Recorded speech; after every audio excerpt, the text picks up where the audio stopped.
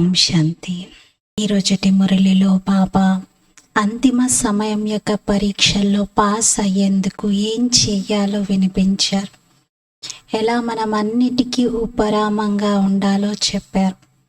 జ్ఞానరత్నాలని స్వయంలో నింపుకొని దానం చెయ్యాలి అన్నారు.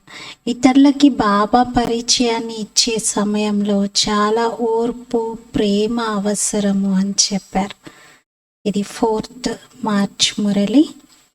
మధురమైన పిల్లలు, మీరు రాయల్ కులానికి చెందిన రాయల్ విద్యార్థులు. మీ నడవడిక చాలా రాయల్గా ఉండాలి. అప్పుడే బాబాను ప్రత్యక్షం చేయగలుగుతారు.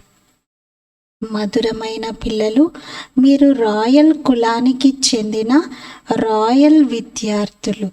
మీ నడవడిక చాలా రాయల్గా ఉండాలి. అప్పుడే మీరు బాబాని ప్రత్యక్షం చేయగలుగుతారు. భగవంతుడు మాకు చదివిస్తున్నారని ఊరికే మనం చెబితే నమ్మరు, చూపించాలి. మన వ్యవహారంలో, నడవడికలో, మాటలలో, మన కూర్చోవటం, లెగవటం, నడవటం అన్నింటినీ గమనిస్తారు. ఈశ్వరీయ విద్యార్థులు ఎలా ఉండాలో చింతన చేయాలి. అటువంటి స్థితిని స్వయంలో మనం ధారణ చేస్తే, ఆ స్థితిని తయారు చేసుకుంటే, ఆ రాయల్టీ మనలో కనిపిస్తే బాబా ప్రత్యక్షత ఆటోమేటిక్గా జరుగుతుంది. ప్రశ్న: వినాశనం సమయంలో అంతిమ పరీక్షలో ఎవరు పాస్ అవుతారో దానికోసం పురుషార్థం ఏమిటి? జవాబు: అంతిమ పరీక్షలో పాస్ అవ్వాలి అంటే బాబా తప్పితే పాత ప్రపంచం యొక్క ఏ వస్తువు గుర్తు రాకూడదు.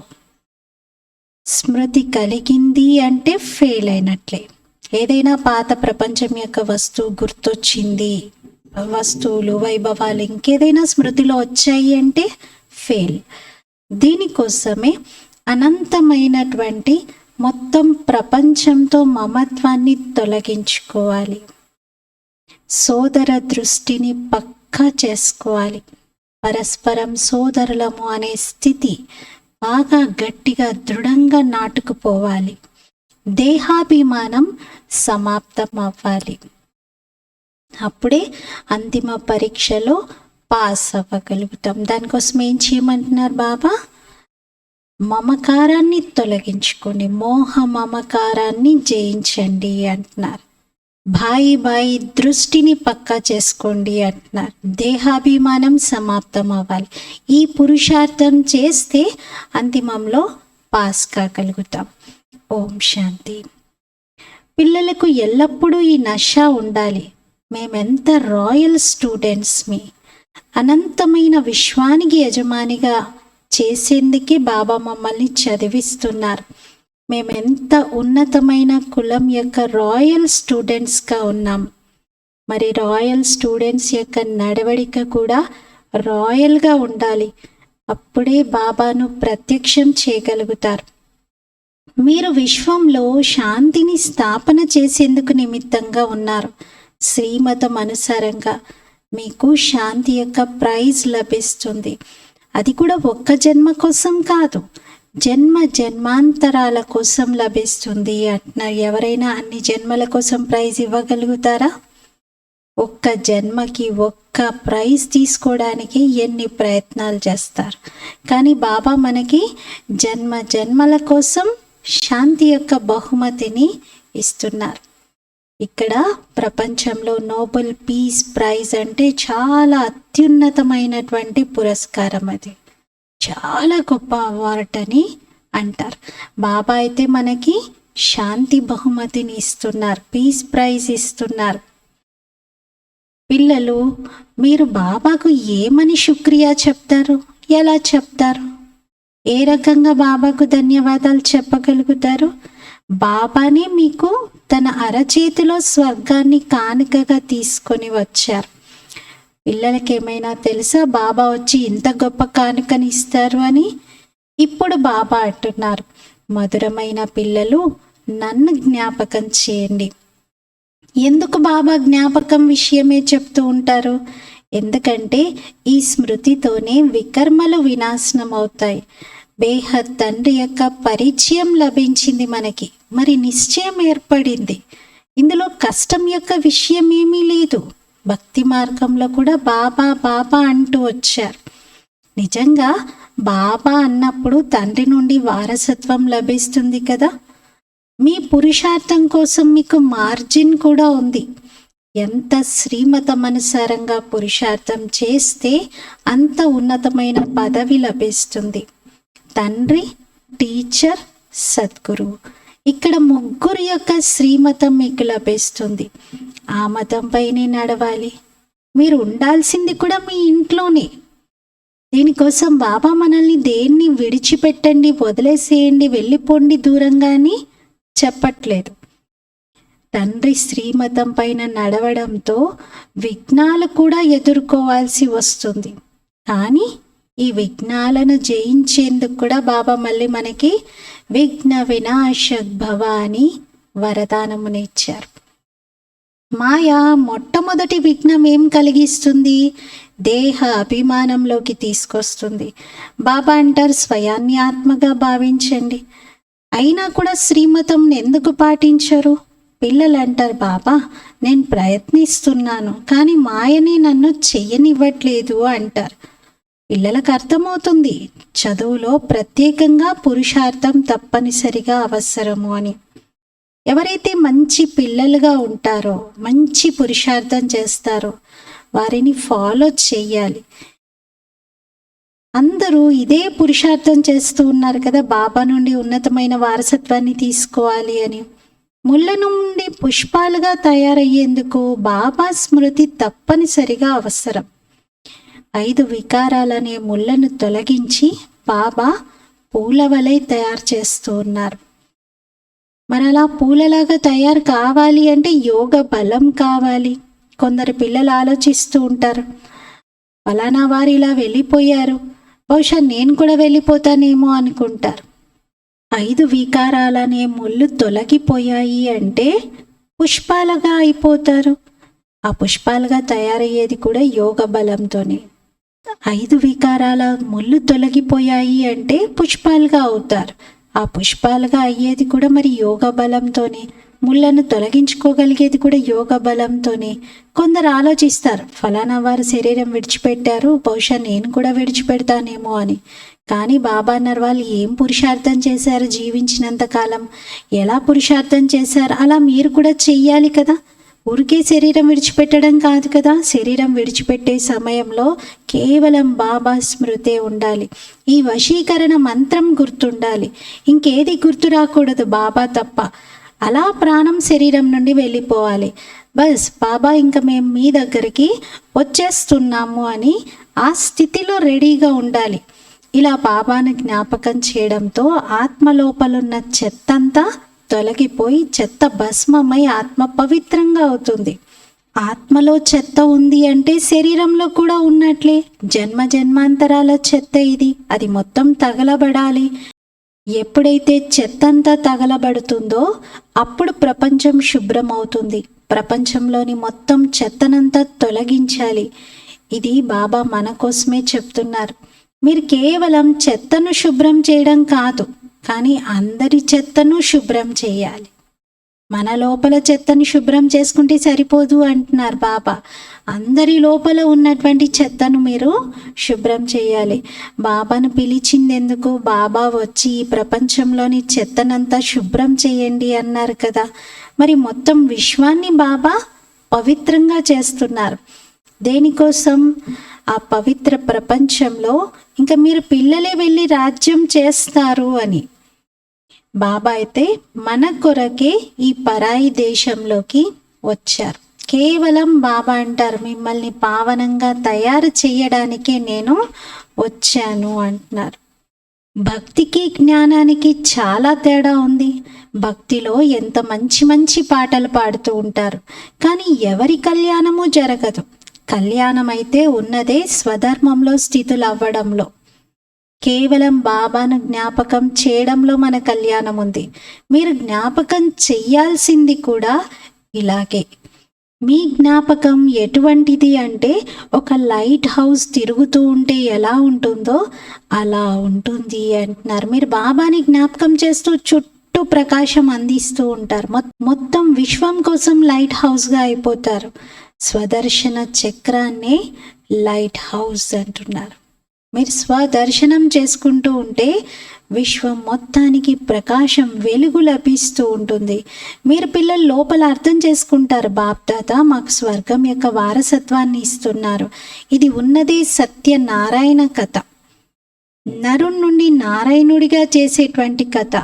బాబా అర్థం చేయిస్తారు, ఆత్మ తమో ప్రధానంగా మారింది, అది ఇప్పుడు సతో ప్రధానంగా అవ్వాలి.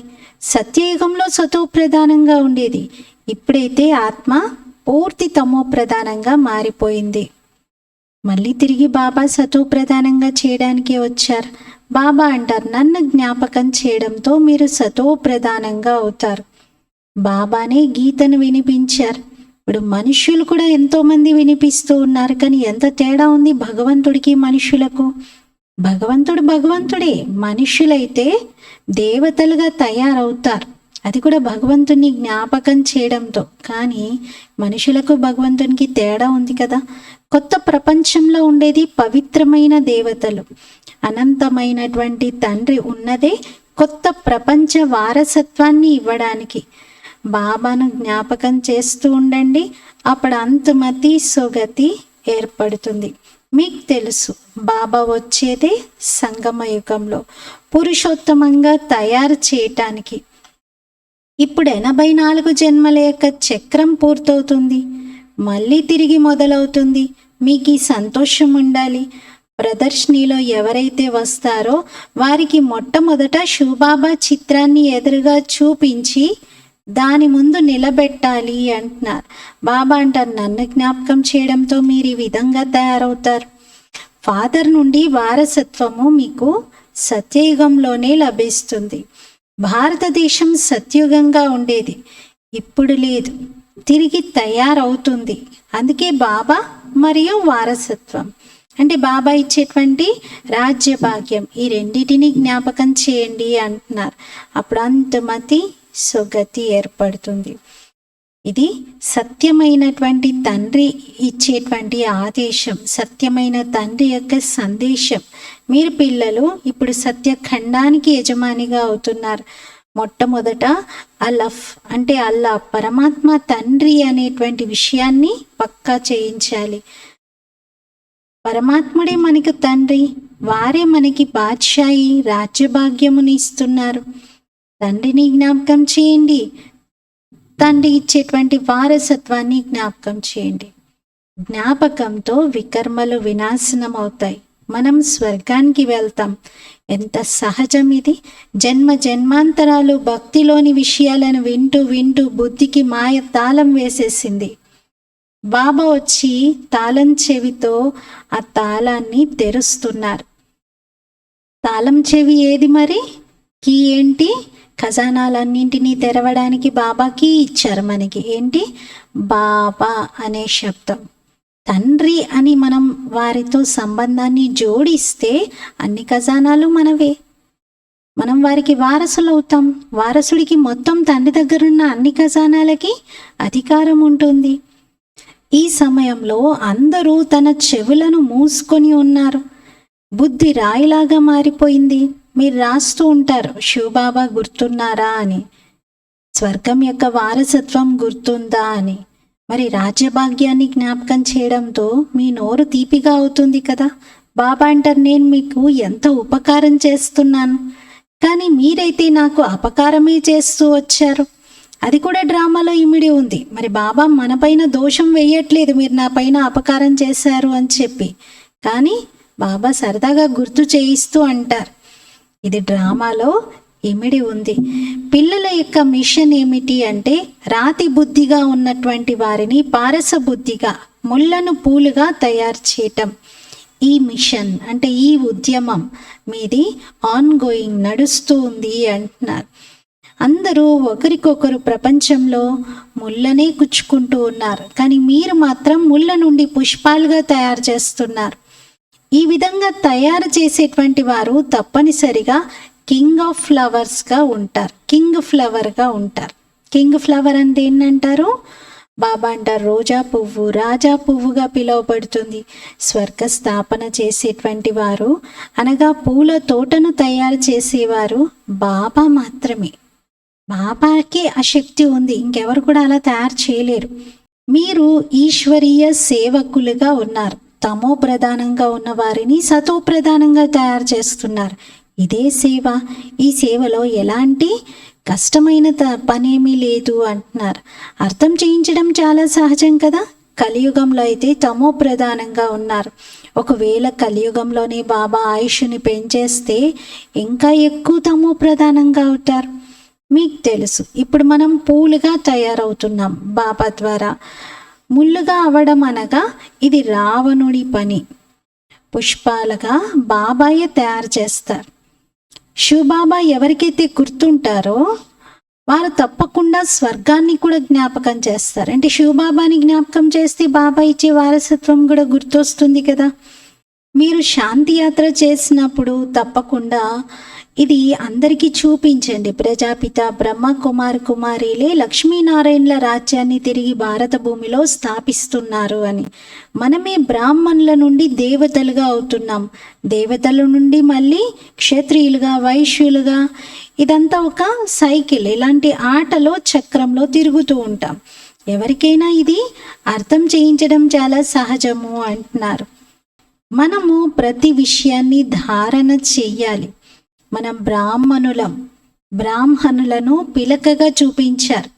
మీరు అర్థం చేయిస్తారు. 84 జన్మల చక్రం ఇప్పుడు పూర్తయింది. పిల్లలకు ఎంత మంచి జ్ఞానం లభించింది. మిగతాదంతా భక్తే.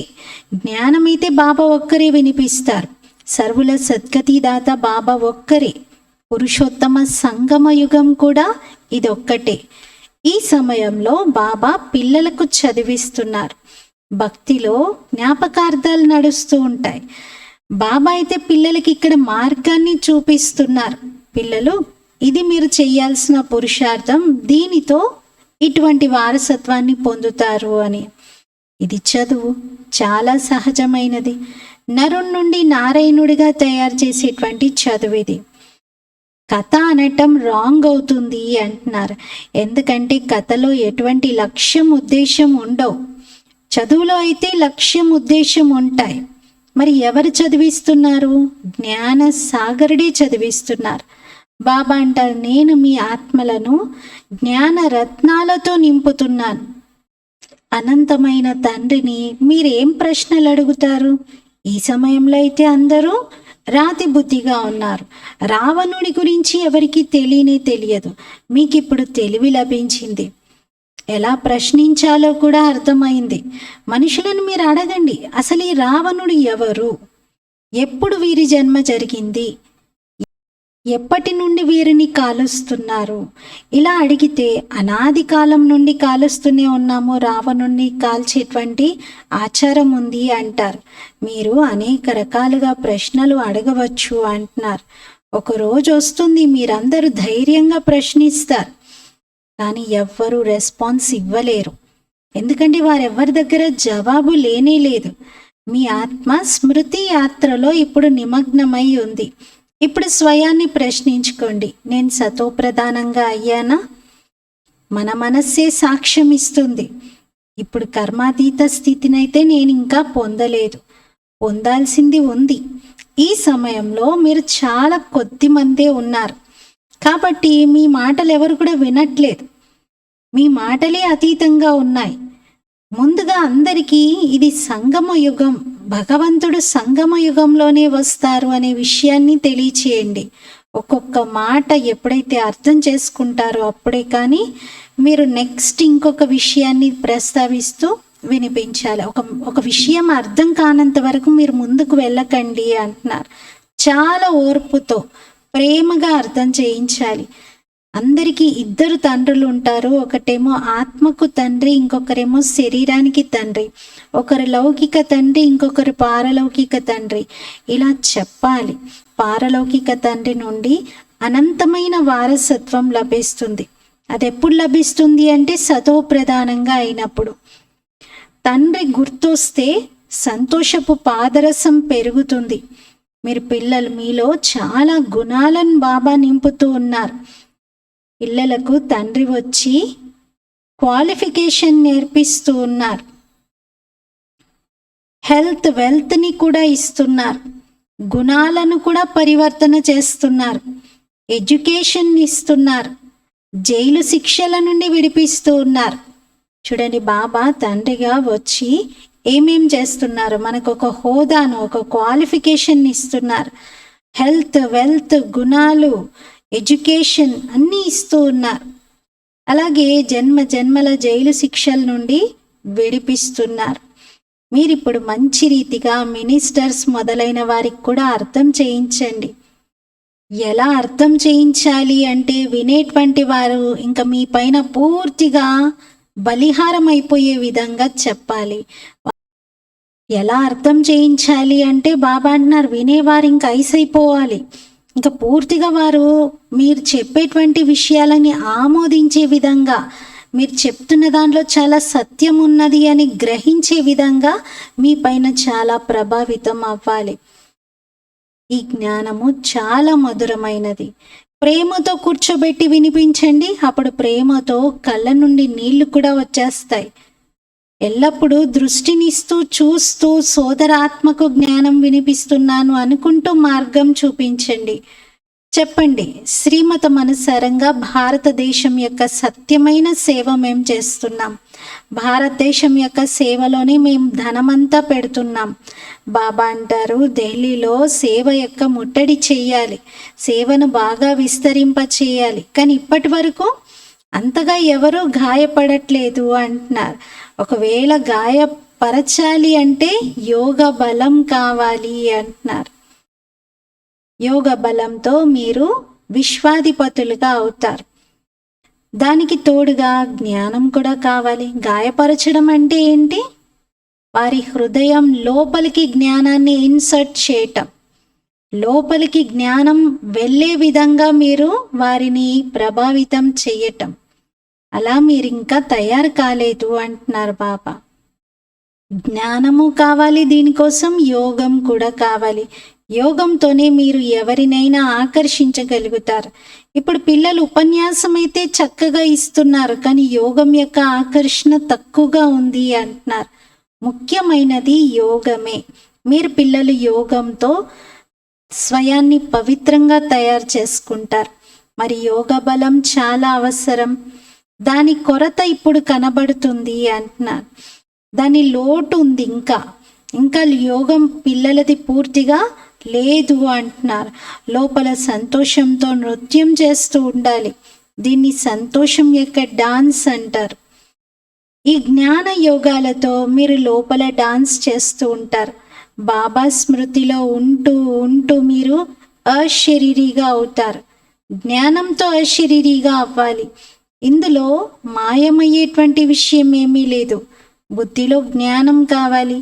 ఇప్పుడు ఇంటికి వెళ్ళాలి, తిరిగి రాజ్యంలోకి రావాలి. బాబాయే వినాశనము మరియు స్థాపన యొక్క సాక్షాత్కారాన్ని చేయించారు. ఈ ప్రపంచమంతా కాలిపోయేది ఉంది, పూర్తిగా అగ్నిలో ఆహుతైపోయేది ఉంది. మనం కొత్త ప్రపంచానికి ఇప్పుడు యోగ్యంగా తయారవుతున్నాం. ఇప్పుడు ఇంటికి వెళ్ళాలి. కాబట్టి శరీరంతో ఎటువంటి మమత్వం ఉంచుకోకూడదు. ఈ శరీరంతో, ఈ ప్రపంచంతో ఉపరామంగా ఉండాలి. కేవలం తన ఇంటిని, రాజధానిని జ్ఞాపకం చేయాలి. ఏ వస్తువు పట్ల కూడా ఆసక్తి ఉండకూడదు. వినాశనము చాలా కఠినంగా ఎదురయ్యేది ఉంది. ఎప్పుడైతే వినాశనం అవుతూ ఉంటుందో అప్పుడు మీకు చాలా సంతోషంగా ఉంటుంది. ఇంకా మేము ట్రాన్స్ఫర్ అయిపోతున్నాము అని. వినాశనం కూడా చాలా కఠోరంగా జరిగేది ఉంది. ఎప్పుడైతే వినాశనం జరుగుతూ ఉంటుందో అప్పుడు మీకు సంతోషం కలుగుతుంది. ఇంకా మేము మా రాజధాని యొక్క స్థాపన చేసుకున్నాము, మేము వెళ్తున్నాము అని. పాత ప్రపంచం యొక్క ఏ వస్తువు మీకు అప్పుడు గుర్తు రాకూడదు. ఒకవేళ గుర్తొచ్చింది అంటే ఫెయిల్ అయినట్లే అంటున్నారు. పిల్లల వద్ద ఏది లేనే లేదు. గుర్తు రావడానికి ఇంకేముంది? అన్ని బాబాకి ఇచ్చేసాం కదా, అంతా బాబాదే అన్నాం కదా, ఇంకేం గుర్తొస్తుంది? మరి ఏదైనా దాచిపెట్టుకొని మన దగ్గర పెట్టుకుంటే అప్పుడు అవి గుర్తొస్తాయి. అనంతమైన మొత్తం ప్రపంచంతో మీ మోహ మమకారం తొలగిపోవాలి. ఇందులోనే శ్రమ ఉంది. ఎప్పుడైతే దేహాభిమానం పూర్తిగా తొలగిపోతుందో, సమాప్తం అవుతుందో, అప్పుడే సోదర స్మృతి, సోదర దృష్టి పక్కా అవుతుంది. దేహాభిమానంలో రావడంతో ఎంతో కొంత నష్టం జరుగుతుంది. ఆత్మాభిమానిగా అవ్వడంలో ఎటువంటి నష్టము ఉండదు. మేము సోదరుడికి చదివిస్తూ ఉన్నాము, సోదరుడితో మాట్లాడుతున్నాము, ఈ అలవాటు ఏర్పడాలి అంటున్నారు. ఒకవేళ మీరు స్కాలర్షిప్ తీసుకోవాలి అనుకుంటే ఈ పురుషార్థం చెయ్యాలి. పరస్పరంలో సోదరులము అనేది గుర్తుంటేనే మీరు ఎదుటివారికి జ్ఞానాన్ని అర్థం చేయించండి అంటున్నారు. ఆత్మలందరూ ఒక్క తండ్రికి పిల్లలు. అందరాత్మలు బాబా నుండి వారసత్వాన్ని పొందేందుకు హక్కుదారులు. నేను సోదరిని అనేటువంటి భానము అడ్డు రాకూడదు అంటున్నారు. పరస్పరం ఆత్మ బాయిగా భావించాలి తప్ప నేను స్త్రీని కదా, ఫలానా వారు పురుషుడు కదా, ఇలా గుర్తు రాకూడదు అంటున్నారు. ఇలా దేహ బాణానికి అతీతంగా ఆత్మాభిమానిగా కావాలి. ఆత్మకు శరీరం లభించింది. కొందరికి మేల్ శరీరం, కొందరికి ఫీమేల్ శరీరం లభించింది. కానీ వీటన్నింటికీ అతీతంగా ఆత్మ ఉంది. ఆలోచించాలి, బాబా ఏదైతే మార్గం తెలియజేస్తున్నారో అది నిస్సందేహంగా సత్యమైనది అని. ఇక్కడ పిల్లలు వచ్చేది ఇలా ప్రాక్టీస్ చేయటానికి. ట్రైన్లో ఎవరికైనా బ్యాడ్జ్ పైన అర్థం చేయించాలి. కూర్చొని ఒకరిద్దరిని ప్రశ్నించాలి, మీకు ఎంతమంది తండ్రులు ఉన్నారు అని. తర్వాత జవాబు ఇవ్వాలి. ఇది ఇతరుల ధ్యాసను ఆకర్షించేందుకు ఒక యుక్తి అంటున్నారు. ఇలా ఏదైనా ప్రశ్నను అడిగి తర్వాత జ్ఞానం వినిపించడం. మీకు 2 తండ్రులు ఉన్నారు, మాకు 3 తండ్రులు ఉన్నారు. ఈ అలౌకికమైన తండ్రి ద్వారా మేము వారసత్వాన్ని తీసుకుంటున్నాం. శివ్ బాబా మనందరికీ పారలౌకిక తండ్రి, బ్రహ్మ అలౌకిక తండ్రి. జన్మనిచ్చినటువంటి శరీర తండ్రి అందరికీ లౌకిక తండ్రి అవుతారు. మీ వద్ద ఫస్ట్ క్లాస్ వస్తువులు ఉన్నాయి. కొందరు అంటారు దీంతో లాభం ఏమిటి అని. చెప్పండి, మా కర్తవ్యము అందులకు చేతికర్రకై దారి చూపించడం. ఏ విధంగా నన్స్ సేవ చేస్తారో అలాగే మీరు కూడా చెయ్యండి అంటున్నారు. మీరు చాలామంది ప్రజలను తయారు చేసుకోవాలి. ఉన్నత పదవి కోసం పురుషార్థం చేయాలి. మీ అందరిది ఉన్నతి కళ యొక్క మార్గం. ఇప్పుడు మీరు అందరికీ ఉన్నతి కళలో ముందుకు వెళ్ళే మార్గాన్ని తెలియజేస్తూ ఉన్నారు. ఒక్క తండ్రిని జ్ఞాపకం చేస్తూ ఉండండి, అప్పుడు చాలా సంతోషం కలుగుతుంది. వికర్మలు కూడా వినాశనం అవుతాయి. బాబా నుండి వారసత్వం తీసుకోవడం చాలా సహజం. కానీ ఎంతోమంది పిల్లలు తప్పులు చేస్తూ ఉంటారు. అచ్చా, मीठे मीठे सिकिलते बच्चों प्रति माता पिता बाप दादा का याद प्यार और गुड मॉर्निंग। रूहानी बाप की रूहानी बच्चों को नमस्ते। हम रूहानी बच्चों की रूहानी बाप दादा को याद प्यार गुड मॉर्निंग और नमस्ते। मेरा बाबा मीठा बाबा प्यारा बाबा शुक्रिया बाबा। ధారణ కోసం ముఖ్య సారము. ఫస్ట్ పాయింట్, అంతిమ సమయంలో పాస్ అవ్వటానికి ఈ శరీరము మరియు ప్రపంచంతో ఉపరామంగా ఉండాలి. ఏ వస్తువు పట్ల ఆసక్తి కలిగి ఉండకూడదు. బుద్ధిలో ఉండాలి, ఇప్పుడు ఇంకా మేము ట్రాన్స్ఫర్ అవుతున్నాము అని, ట్రాన్స్ఫర్ అయినట్లే అని అనిపించాలి. సెకండ్ పాయింట్, చాలా ఓర్పు మరియు ప్రేమతో అందరికీ బాబా పరిచయాన్ని ఇవ్వాలి. జ్ఞాన రత్నాలతో ఒడి నింపుకొని దానం చెయ్యాలి.